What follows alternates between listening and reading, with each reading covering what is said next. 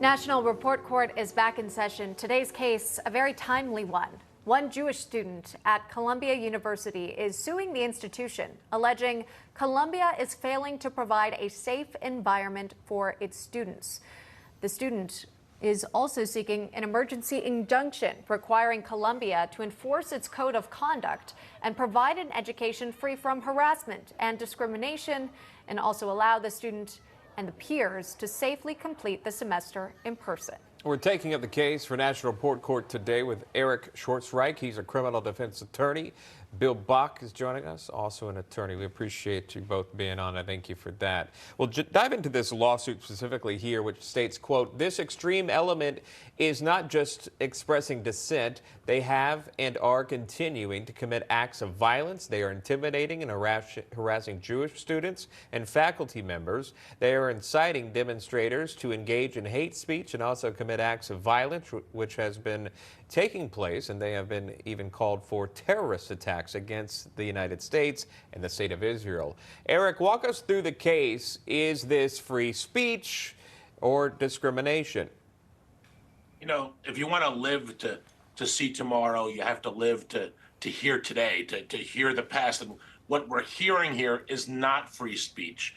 College protests are as American as apple pie, and you can protest, and you have the First Amendment, but where the line is crossed is where you have people that are inciting violence, that are using derogatory language. Derogatory language can be okay, but when it's hate-filled and designed to incite violence and infantada and put up flags and supporting Hamas and saying death to the Jews and punching Jews and causing a disruption on college campuses where tuition is in excess of $80,000 a year. This is beyond college protest. This is about Columbia University needs to keep a safe environment for their students, a safe environment, not just for Jewish students, but for all students. And to think that this is happening in New York, you know, where the same city where terrorists flew airplanes into the World Trade Center.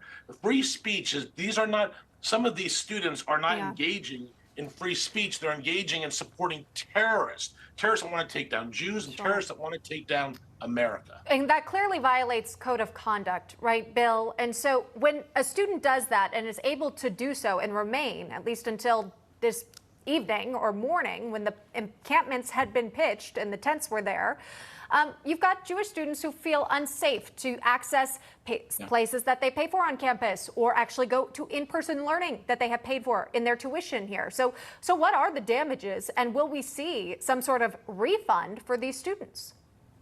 Well, it's a great question. I think these protests are really the great unmasking of identity politics on college campuses, and we're seeing the logical destination of the DEI agenda, which motivates division, it inclines to destruction, and the end is death to civility and the social compact that holds everything together. You know, there is that, we live in a society where we kind of look with respect on each other and each other's rights, but when those rights are violated, there can be legal recourse. And a college sets out generally in its handbook an obligation to protect its students, an obligation to protect their civil rights. There are also federal statutes that require that protection.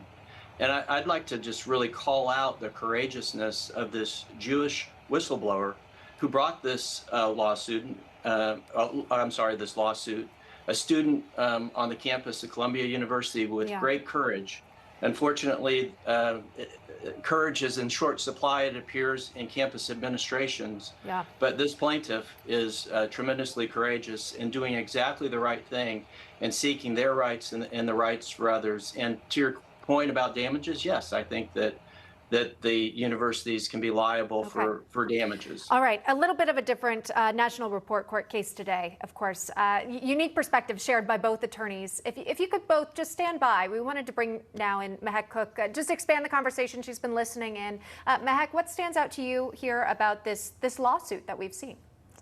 Well, I have to say that both attorneys would agree here. We have not a freedom of speech lawsuit. This is truly incitement of violence, and we're seeing it. We've seen the footage of not only these attacks, but vandalism, students prohibited from going to enter classrooms, studying for their final exams, potentially not even being able to walk for graduation. So you have not only civil and criminal issues, there's trespassing. So for this student to bring a case, I think that there's going to be more and more, Sean and Emma, that you're going to see pile on because there's been so much destruction on campus. And I think last night reports there were 3 individuals at the university that were held against their will trying to leave one of these buildings. So it's truly shocking. And this is what I call domestic terrorism. This isn't freedom of speech. And I think all the attorneys on the panel would agree. Believe so. Thank you all for coming on today and having this open conversation. Eric and Bill and Mehek, thank you. National Report Court today is adjourned.